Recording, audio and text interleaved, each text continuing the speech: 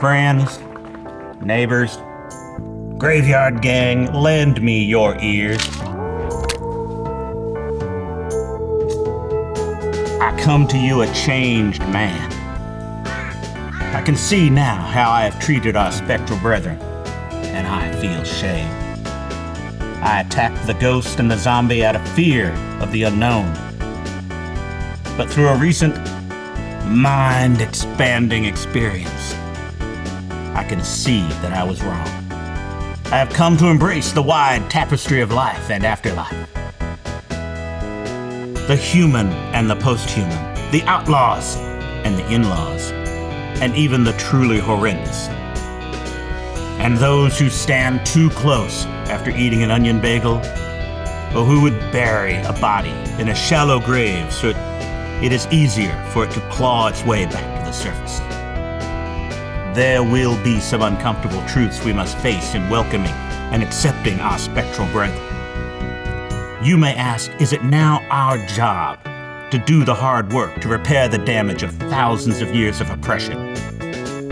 Yes, some will screech like a banshee, but does not a banshee deserve to be heard above the din of modern life? The ghost, the ghoul, and even the television producer all deserve to be accepted as equal beings. I embrace my new identity.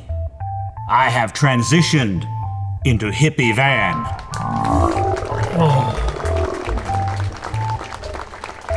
Oh man. I now love all monster faces and creepy crawlers.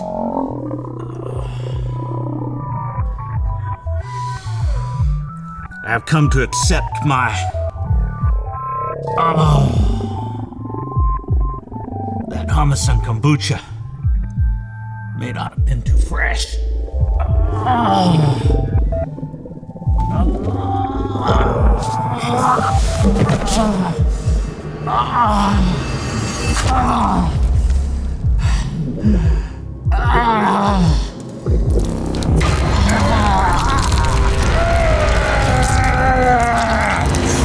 am free! You could not trap me in this ghost-hugging life traitor any longer. I will not be replaced!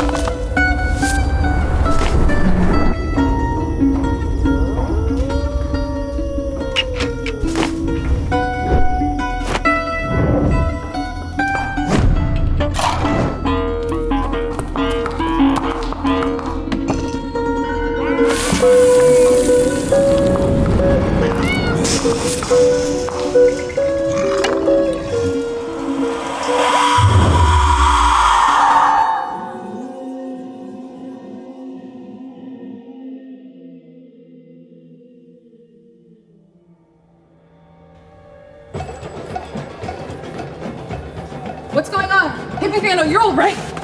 Hippie Van is dead. Long live Van Vidal. That beta was no match for the alpha male power move. Quick, before he gets away!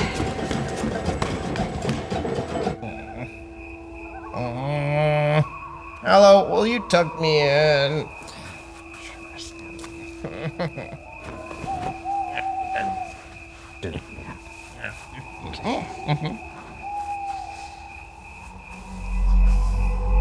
When you're alone in the night, things bump a little louder.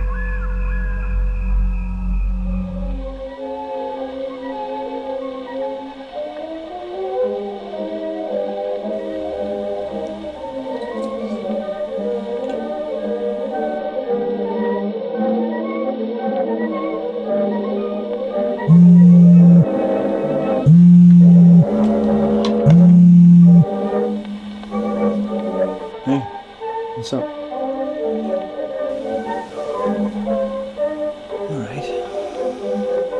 Yeah?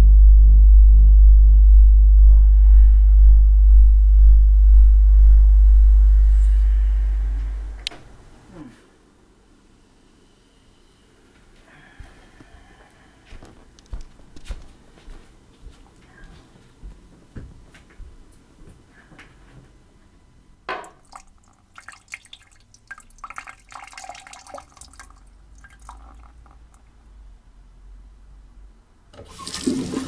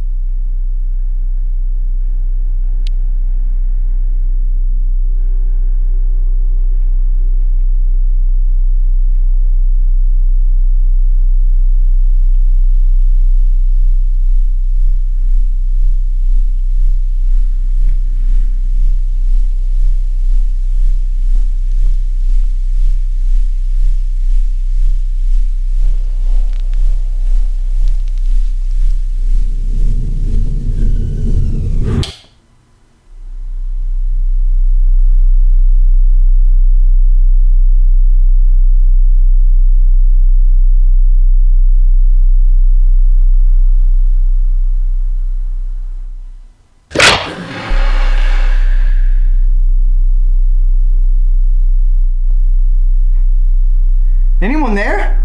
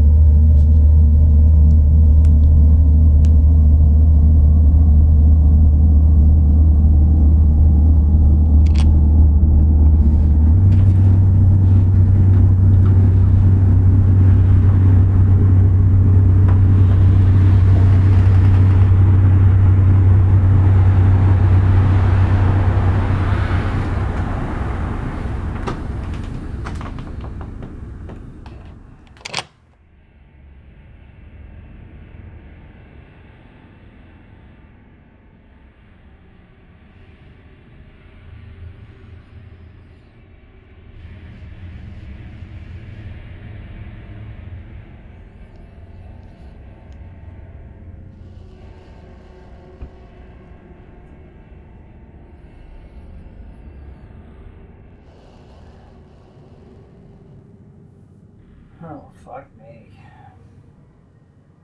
The goddamn pipes.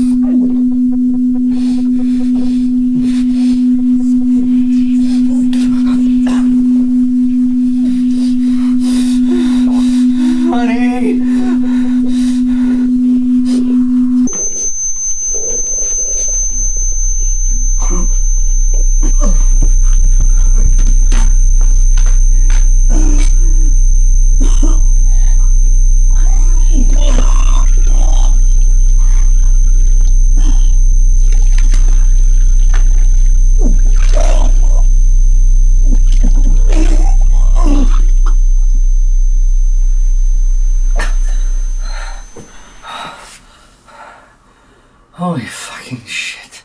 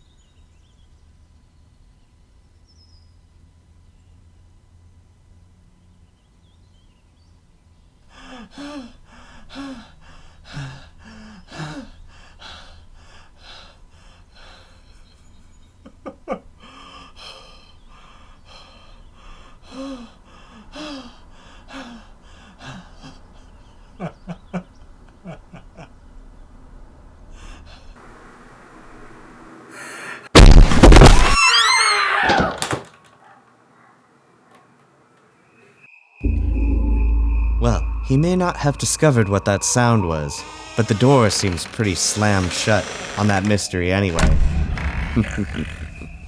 Hello!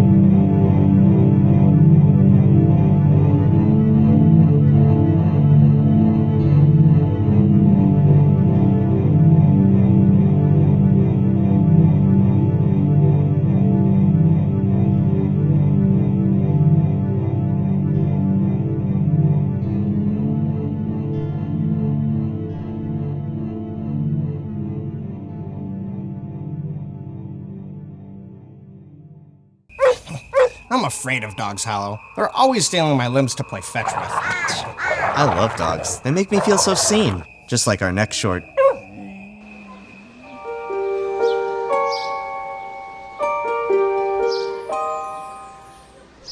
One of the biggest misconceptions they tell you in the movies is that dogs bark at ghosts and spirits and the like. That's a load of crock.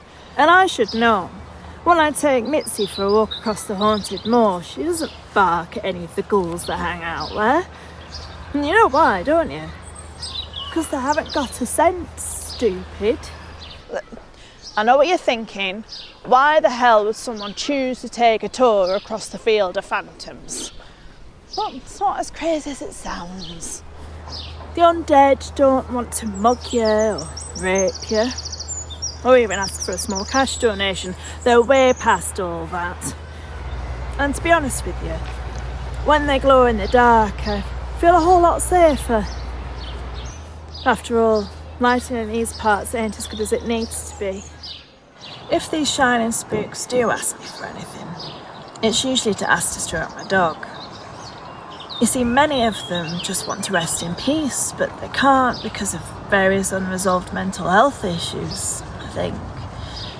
And so some of them find that Mitzi gives them that little bit of calm and comfort they need to finally cross over.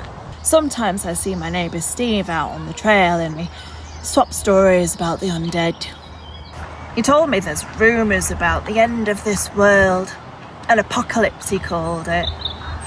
Steve is such a gossip. He reckons we should tell the government, or the police, or maybe some of those uppity paranormal investigators, but I gave him a firm no. If we start to bring in all these outsiders, I'll never find a parking space in our hamlets ever again. What I do know is there's nothing going on here that I can't handle. I'm a big girl after all. And as for Mitzi, she doesn't bark much at all, isn't that right, Mitzi? Oh, go on then, ignore me. Do excuse my dog's manners. The past couple of weeks she hasn't been a usual dog herself. I don't know what the hell's gotten into her. She acts as though I don't exist. Oh, come on, bark, Mitzi, bark.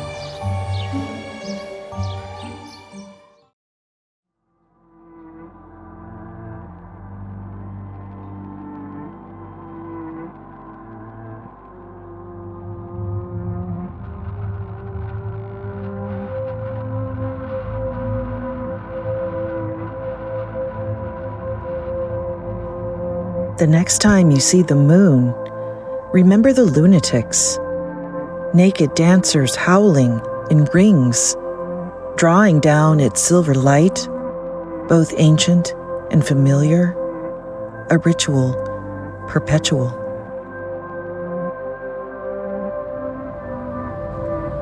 Remember the tides, cosmic currents above the ocean surface, ebbing and flowing, but also the underworld's false canals, still lashed to pyres. Today's heretics burn there, condemned.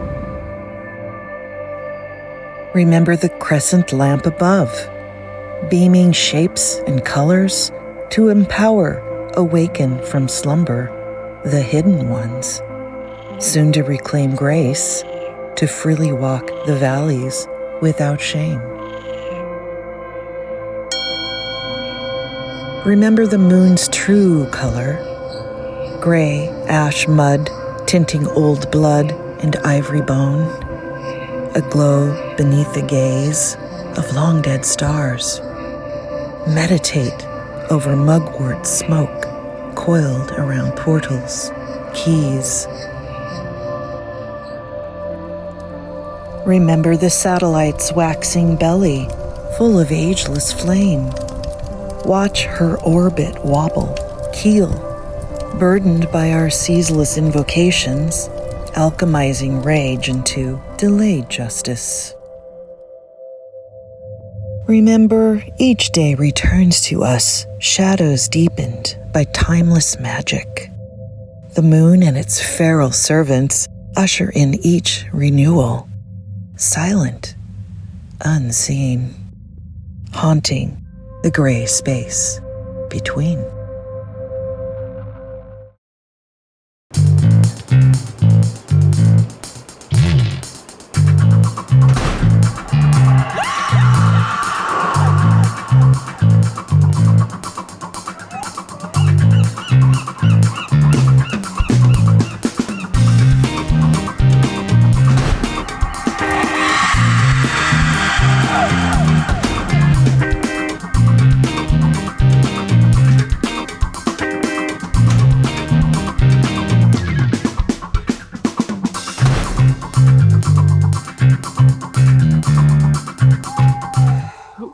Where could he even be, and what would we even call that?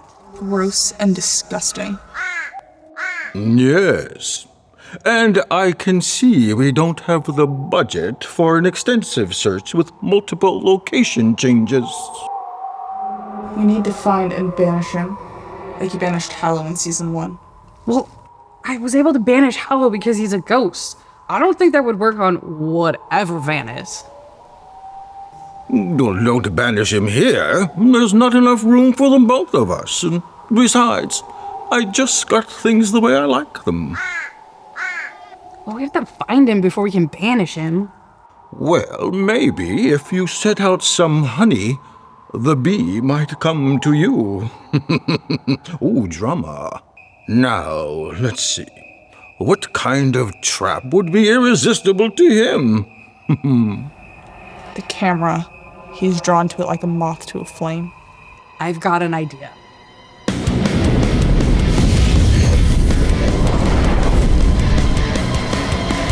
All right, folks. Today we're actually going to be throwing out all those trash investments. I'm talking cryptid currency, Batcoin, Ethereal, all those RPs that the wolves have been sitting on. Actual trash.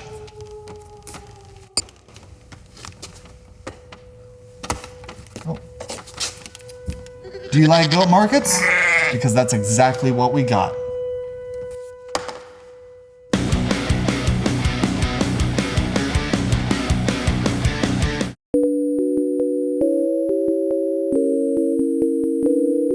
Hello, and welcome to another interview with the ghost. I'm your host, as always, Halloween.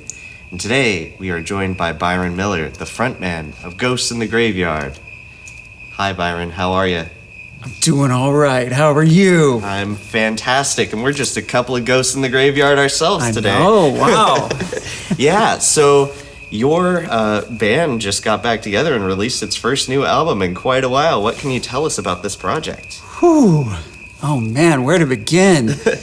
Do we want to start with an origin story? Absolutely, we love an origin story. Yes. So, yeah, back in 2015, this all came together. I teamed up with my buddy Paul Morgan, who I'd done some movie stuff with. He was the cinematographer and screenwriter on The Anatomy of Monsters, the feature film I did. Mm-hmm. And he's also a musician. And I come from like a background of industrial. He comes from a background of like punk and hardcore. So it just all melded together and became Ghosts in the Graveyard. And my wife Shelly joined the band. We put together an album, and we played a bunch of shows, and it was real good. But life gets busy. We kind of, after a couple years, put it on hiatus. Mm-hmm. But then time goes by. You do other stuff, other bands and everything. And we always had all this music made for another album. But, you do an album, and like Ghosts in the Graveyard kind of personal to me in a way. And you put everything into it. Like that first album is like, that's my whole life, like being a kid to my 30s. And then it's like, how can I just write another album right away of this? It doesn't make sense. But now it's been a decade. I've been through a bunch of stuff. And I was like, it makes sense to make another Ghosts in the Graveyard. So we started talking, the album just came together, and here we are. It's fantastic. And we're going to get to hear some of that music on the Horror Hour this year, right? Yes. Excellent. That's fantastic. What was the inspiration for writing this new album? Was there like a specific incident that happened, or what was the build up to this return to form? All right. Well, some of it is deeply personal, so I can't get into all of it. Yes. But I will just say, in the past few years, I've lost some people close to me. Some other people have been dealing with some very serious illness, and something about all of that and getting through all that and thinking about like how we fight, how we deal with day-to-day life, and also getting a little bit older. Mm-hmm. How do we deal with like finding the spark inside every day when we've seen our 1,000th movie and gone to our 100th show? Like, so it's about all of that. It's about how we deal with death, about how we keep going, about how we support others that are going through things, all of that told through the guise of monsters and zombies and crazy music. Yeah, that's exciting. What are your influences with this project? Like, what music do you think you might draw from? So many. The well for Ghosts in the Graveyard. I mean, one of my original thoughts was, I feel like Billy Idol did a really cool thing where he came from a punk background and kind of made almost like accessible punk, like kind of put this pop sheen over punk rock, but in a really cool way. Yeah. But I always thought Ghosts in the Graveyard is kind of like if Billy Idol was a goth. So there's a little bit of that. There's a little bit of Alice Cooper, Rob Zombie, 9 Inch Nails, a little sprinkled in. Absolutely. So it's all kind of in that somewhere between death rock, shock rock, post-punk a little. Why horror? Why monsters in music? I mean, that music and movies, that is like what I've always resonated with. I love horror films, horror books. I mean, if we want to get into the origin of that, of why I love that, we can talk about that too. Yeah, what is it? What was that moment that brought you into the horror world? Well, there was a convergence of events when I was a very little kid, like kind of preschool age. I was a kid in the 80s. And around that time, there was a local horror host named Sammy Terry. Yes. This was, I'm originally from Owensboro, Kentucky, and he is out of Cincinnati, I think. So watching that horror host, Sammy Terry, and watching all these horror films that I got interested in that. And then my grandma on my dad's side, Grandma Mildred, she loved horror films and started to realize that I liked them. And then she started telling me about them, like Motel Hell. I didn't see that for years later, but I knew all about it because she would tell me the story of it. And then also the house they lived in at the time, they thought was haunted, and they told me stories of that. And then I was really interested in that. So they told me more stories about haunting in our family and in our lives. So I was like, yeah, all that together, that was kind of the soup that made me love horror films. I love that. Love that. Do you have a favorite horror movie? I have favorites. Yeah. What is it today? What right now is sparking your interest? I mean, if we're talking about stuff I just saw, I loved Weapons. So nice. Yeah, so awesome. Good. Yeah. What did you love about Weapons without getting into any spoiler territory? Well, I just think it did all the things right. It's got good characters that are flawed and real and believable. It goes unexpected places. The way it structures the story has a lot of surprises. Yeah. And it does, I think, it plays like a good chunk of that movie, fairly low key. It slowly builds, a classic slow burn. But when it does deliver the goods, it's like the midnight movie, finale of society, madness that you want when you see a film like that. What would you say is your favorite horror album or horror song? Is there what are we drawing on here? Is it the Cramps? Is it Rob Zombie? Is it Alice Cooper? Who's really perfected a whole album? I would say album horror music. See, that's tricky because I think my favorites are some of the classic Alice Cooper albums. Mm-hmm. Love It to Death, I think, is one of the best albums ever made. Not every song is horror, but when it goes there, I mean, Black Juju is one of the best things ever. It's amazing. Probably the best horror song overall to me is Steven by Alice Cooper. Okay. From his Welcome to My Nightmare album, which is also a great album, even if it leans a little more disco-y at times, mm-hmm. It's still great. This is a Halloween special TV show. Do you have any Halloween traditions that you do every year? I mean, a lot of them are the traditional traditions. We own a home, so I always thought if I own a home, there are things that will happen.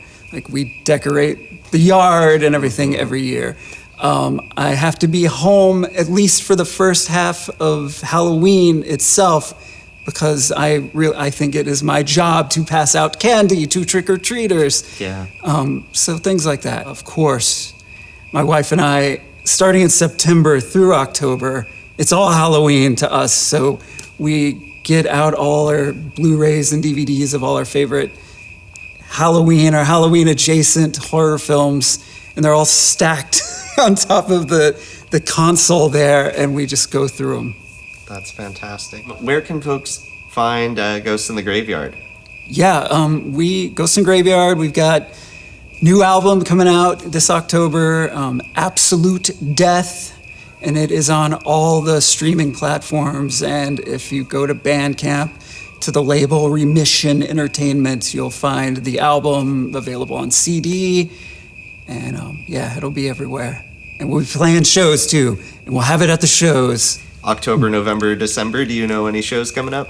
Yeah, we're playing October 30th at the Central Saloon. All right. That's gonna be a good one. And then I know we're gonna do a toy drive show December 6th at Tim's Tavern.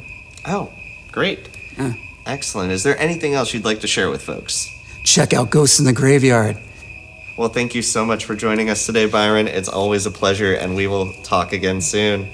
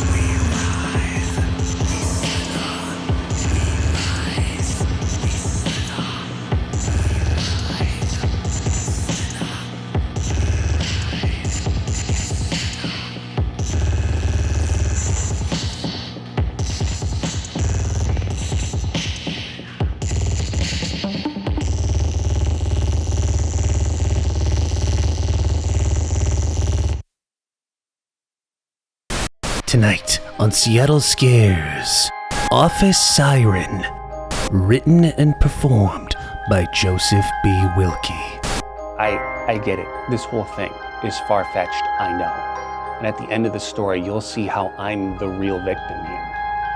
Guess it would help if you knew a little bit more about me. I like to think I'm a good guy.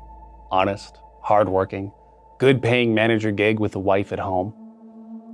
It was last summer when things finally turned sour, when that intern arrived.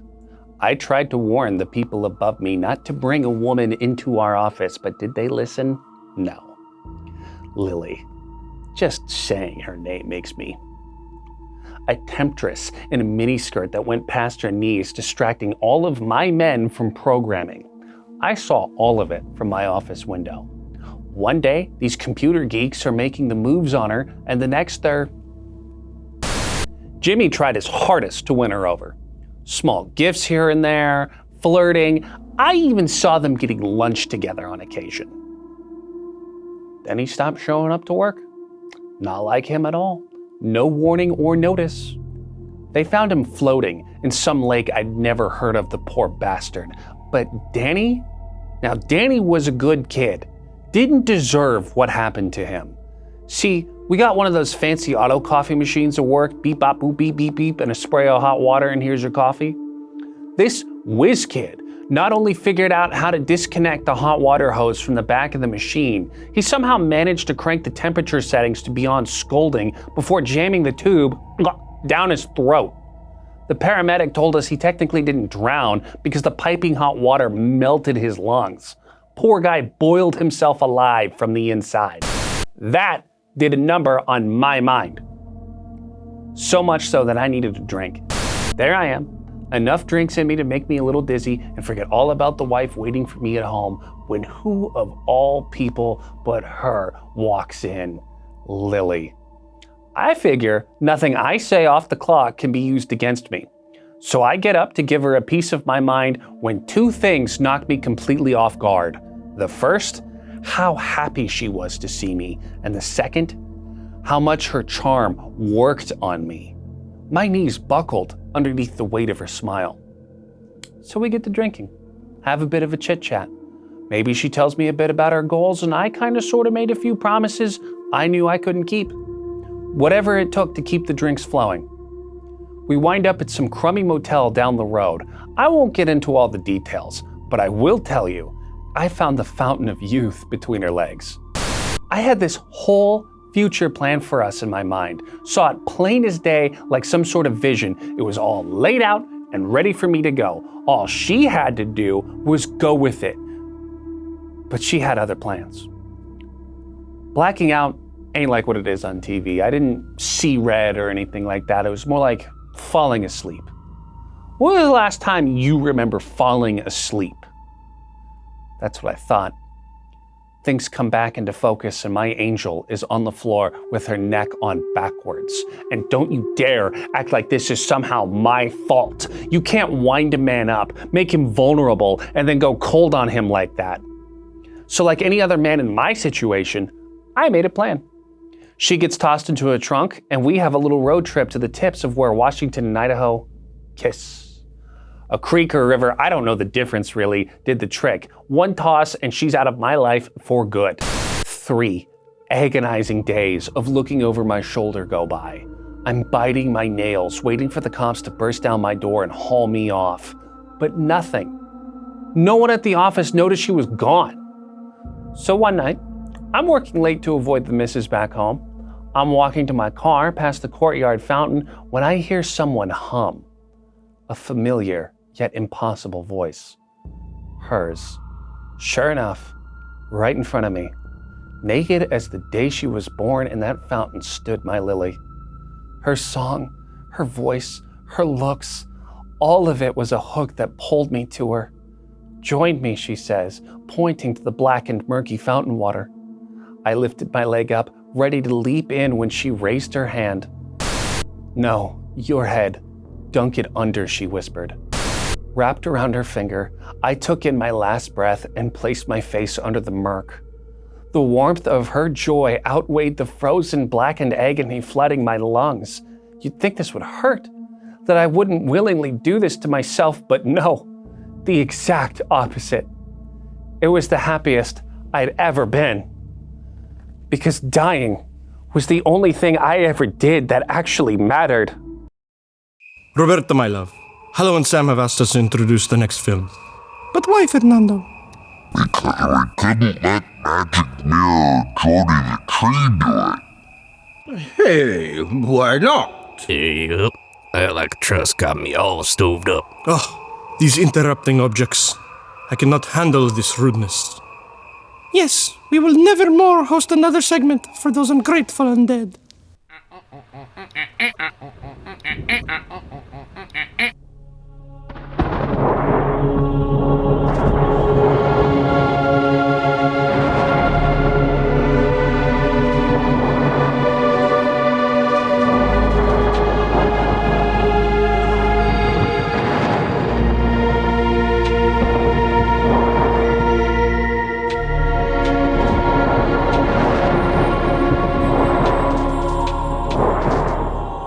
Once upon a midnight dreary, you've been told till weak and weary of the blackbird lately perching on Pallas's bust above my door. How he set my soul with gloom, sitting in my silent room, choked with darkness, choked with doom, pining for the lost Lenore. How melancholy gave way to madness, thanks to his sole word in store. And that one word? Nevermore. I failed with the arcane arts to bring life to her once warm parts. Parts that once aroused feelings, unanswered now, forevermore. Nothing came of spell or tincture, save to make a dandy stink cure. A nice thing in a pinch, sure, when bird sits above your door.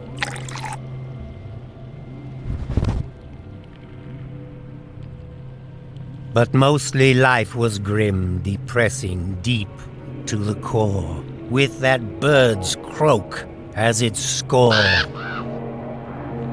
Sitting there upon my bottom, I wailed winter into autumn. Discomfort drove my memory clearer, finding my rear end was sore. Sorrow painted Lenore too great.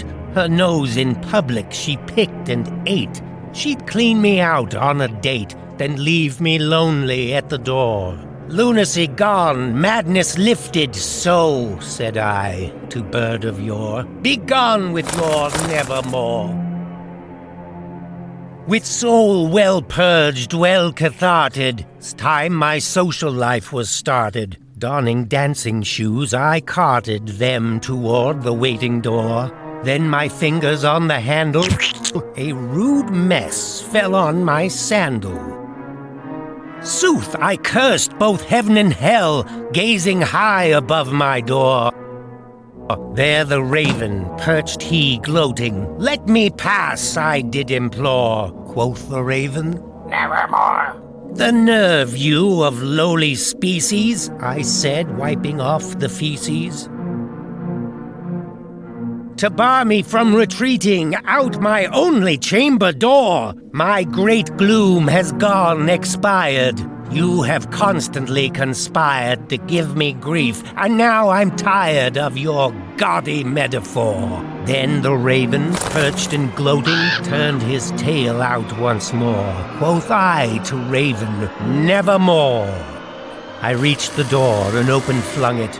Answered he, then with more dung, it hit me squarely, and there clung it to my healthy pompadour.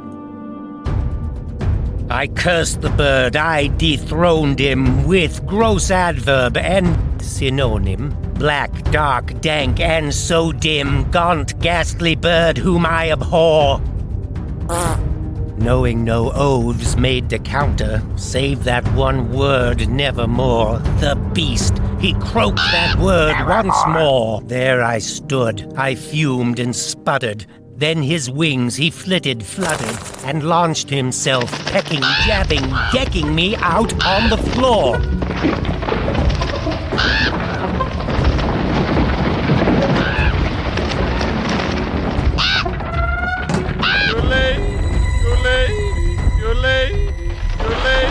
Rage could be no longer bottled. I took his throat and I throttled till his body, wrung and mottled, dropped its feathers on the floor. Madness claimed me and I squeezed till my hands ran with birdie gore. The Ravin, he spoke nevermore. My life has now been turned around. I've sold my house and moved to town. A fine, unpretentious chamber with no bust above its door. And lost Lenore, have no doubt, I now take Annabelle Lee out. We date Dutch Treat, and she puts out. We're legend on the ballroom floor. Best of all's my pet cat Pluto. 'Twas bought to keep, I implore. Out all birds forevermore.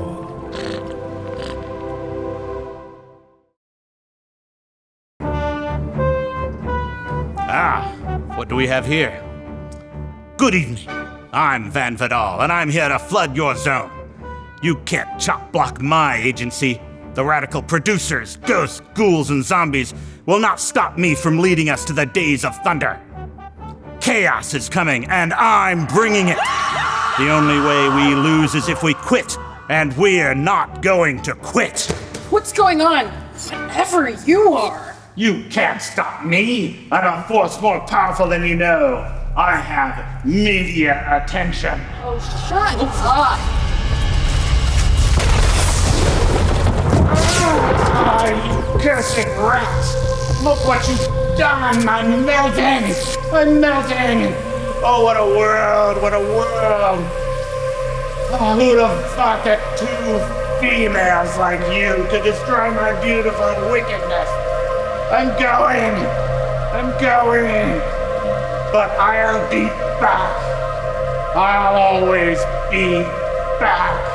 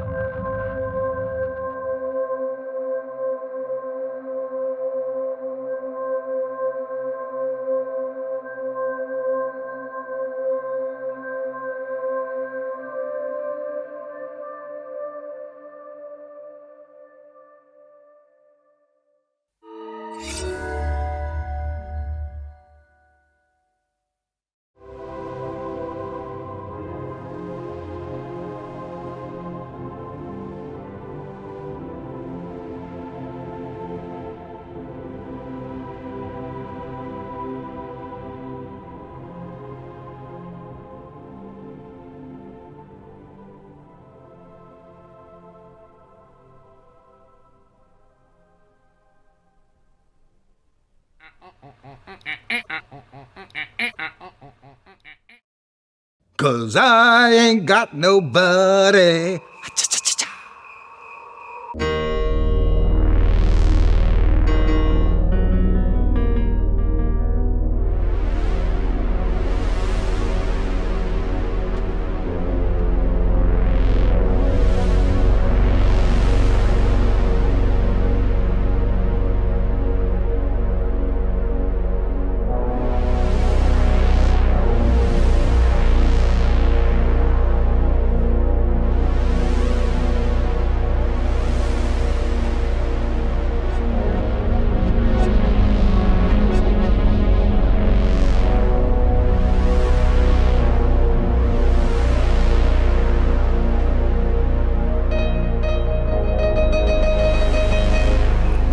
Sam.